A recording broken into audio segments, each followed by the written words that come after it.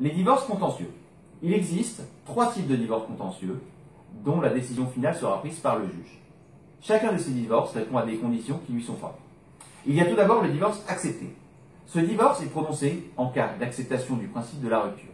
Les époux sont d'accord pour divorcer, mais en désaccord sur les conséquences de la rupture. C'est donc au juge aux affaires familiales qui reviendra la décision du partage de l'ensemble des biens du couple. L'accord des époux.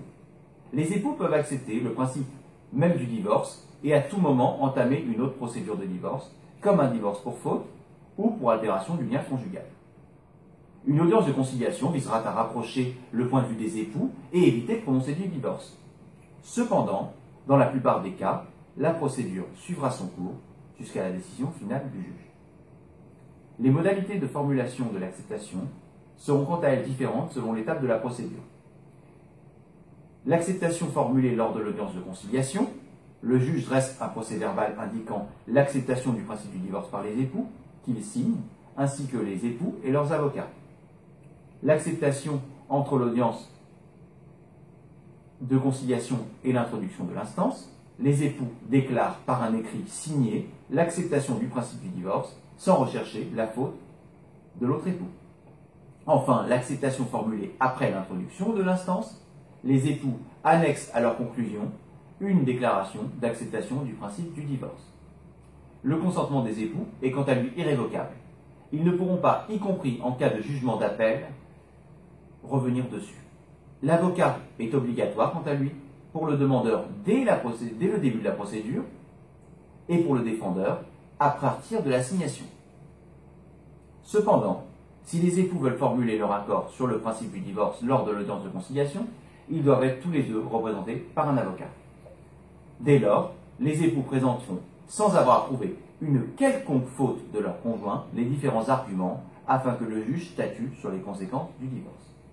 Ce divorce, s'il présente de nombreux avantages, il présente aussi quelques désavantages, comme le fait de rendre irrévocable l'agrément au divorce, mais bien sûr, comme je l'ai dit, il présente aussi de nombreux avantages, comme le fait de permettre aux époux de résider séparément, mais aussi un règlement judiciaire et rapide par le juge aux affaires familiales.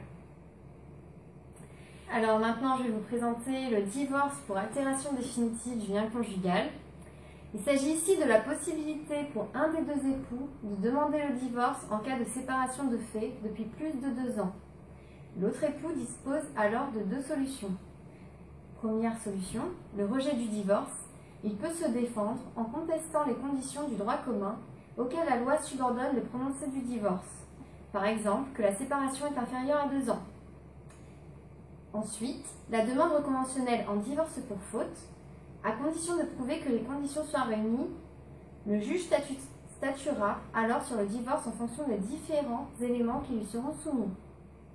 Donc je vous présente maintenant le divorce pour faute, donc qui était un divorce très répandu jusqu'en 1975 et qui désormais est de moins en moins utilisé pour régler les divorces.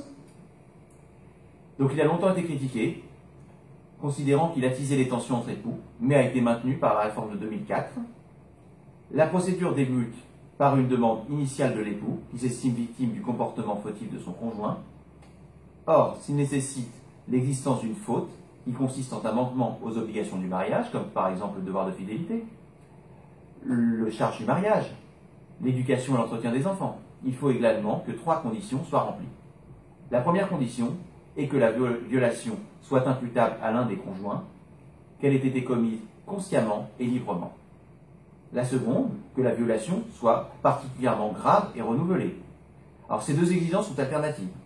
Des scènes de ménage répétées équivaudront à un coup d'une grande violence. Enfin, que la violence soit suffisamment grave pour rendre intolérable le maintien de la vie commune. Il appartient dès lors à l'époux qui s'estime victime d'une faute d'en apporter la preuve, bien évidemment, et au défendeur d'apporter la preuve contraire. Le juge, à la vue des différents éléments, pourra alors décider de prononcer un jugement de divorce, un jugement de rejet lorsque les faits ne sont pas établis ou que leur gravité ne justifie pas le prononcé du divorce.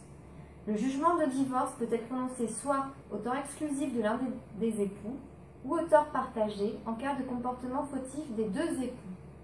Lorsque le divorce est prononcé au tort exclusif d'un époux, celui-ci pourra être condamné à verser des dommages et intérêts à son conjoint afin de réparer le préjudice qu'il lui aura causé par son attitude. Si vous choisissez de nous faire confiance pour votre divorce, nous vous assisterons intégralement. Et ce, que ce soit dans le choix du divorce le plus adapté à votre situation, mais surtout tout au long de la procédure du divorce, de l'assignation de votre époux, et ce, jusqu'au règlement définitif de la procédure.